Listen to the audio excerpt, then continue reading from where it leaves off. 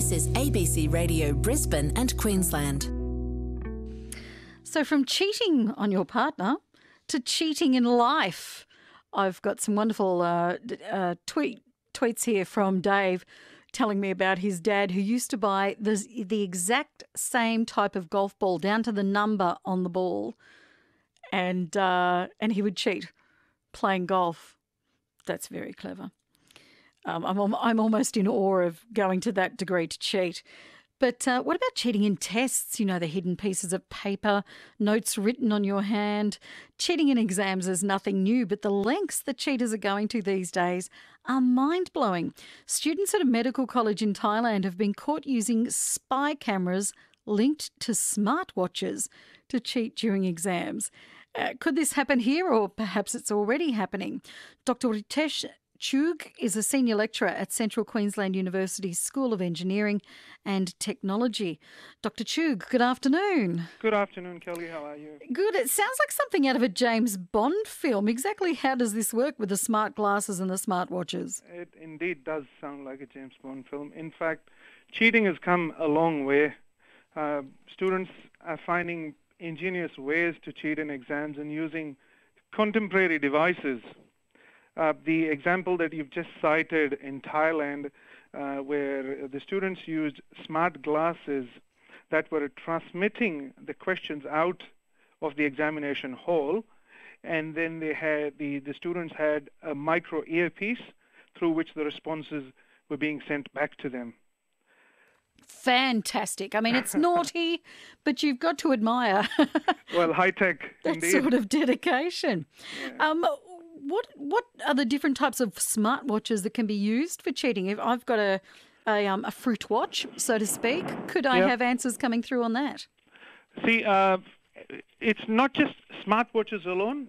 In fact, any device that has the capacity to store, receive, and transmit information. So you could, let's say you were in an exam situation and your pen had a scanner. Now, when you were writing through that scanner on the pen, you could actually scan the exam question, which sends it outside to someone, your accomplice. Yep. They could then write a response which could be sent back to your smartwatch. And you have access to your smartwatch, obviously. And hence, there has actually been a call globally to ban smartwatches.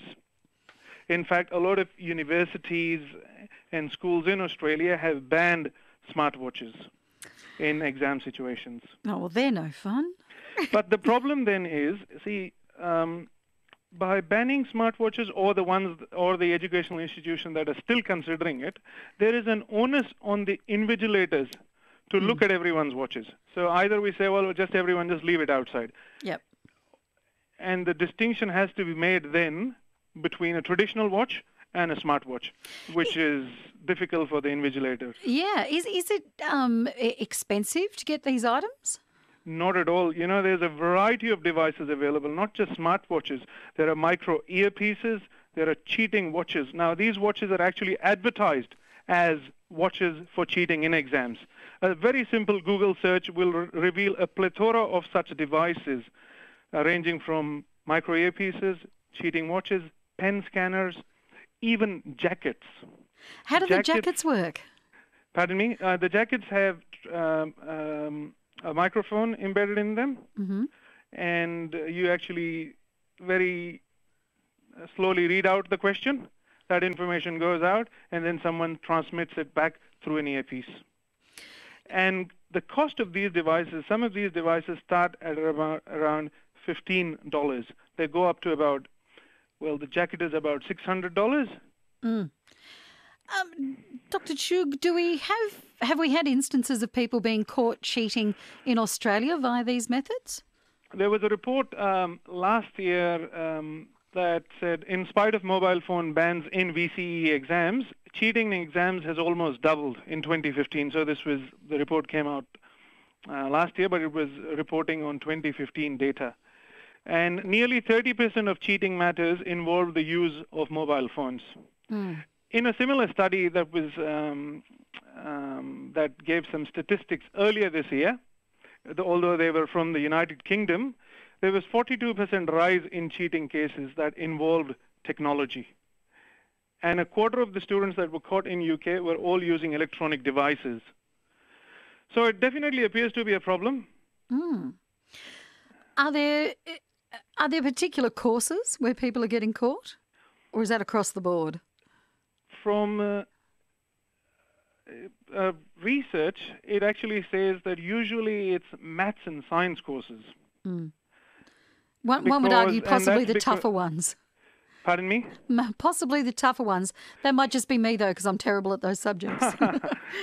Yeah, usually maths and science courses is what we've seen, what I've read through research as well.